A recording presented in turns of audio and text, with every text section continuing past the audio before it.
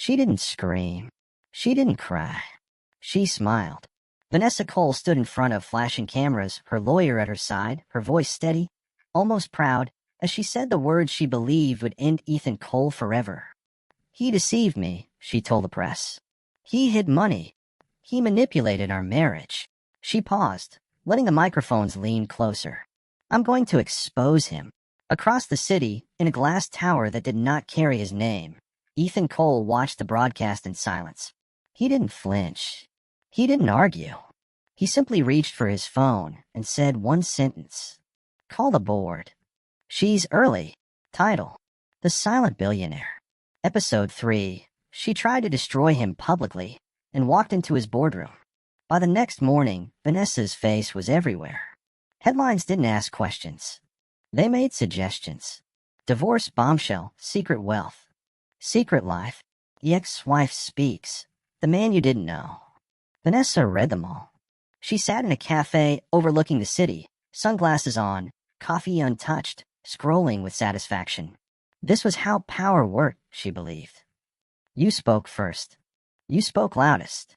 You framed the story. Her phone buzzed with messages from friends she hadn't heard from in months. You were right. I always felt something was off about him.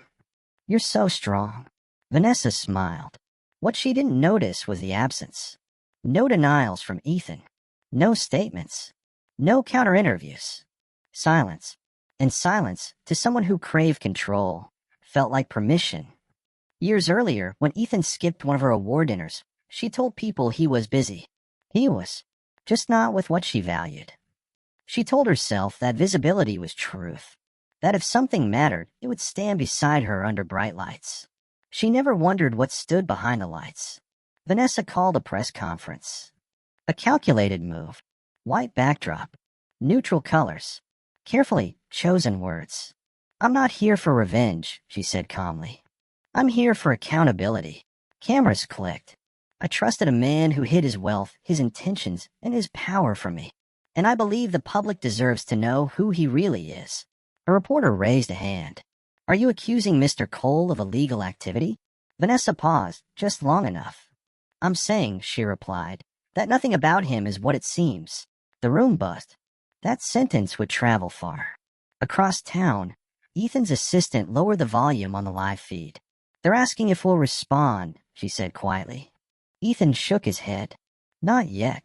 But the narrative is already written, he finished. Let her finish it. He stood, buttoned his jacket, and looked out over the city. Schedule the meeting, he said. And send her an invitation. Vanessa received the email while riding in the back of a car, still high on attention. Subject: Board meeting invitation. Location: Orient Holdings Tower. Time: tomorrow, 9 a.m. She frowned. Orient Holdings was a name she recognized. Everyone did. Quiet giant. No scandals. No public faces. Her lawyer leaned in. That's unusual. Vanessa smirked. Good. I want unusual.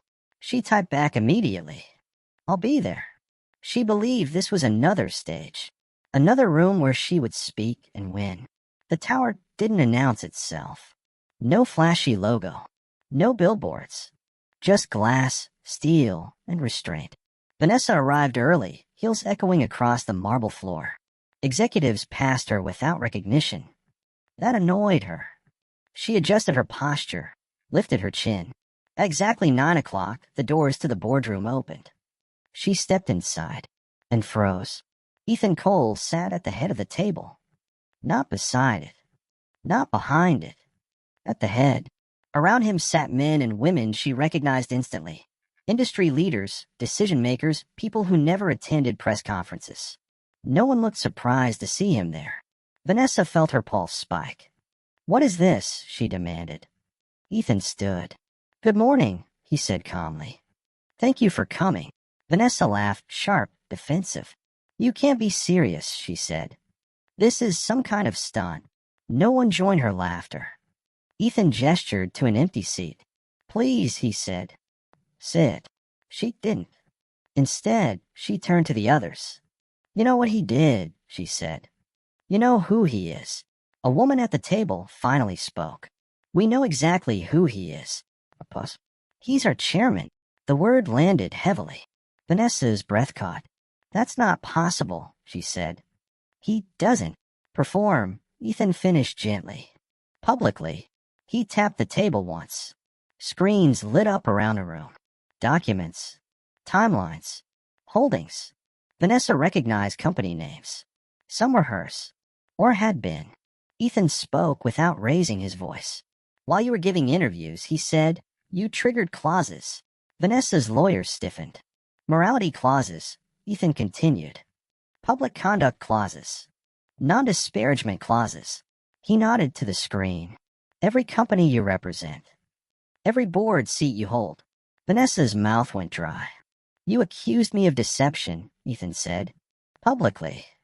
Without evidence. He looked at her, not cruelly, not triumphantly, but with clarity. You forgot to check who wrote the contracts. Ethan reviewing agreements late at night. Ethan revising clauses no one read. Ethan choosing silence over credit.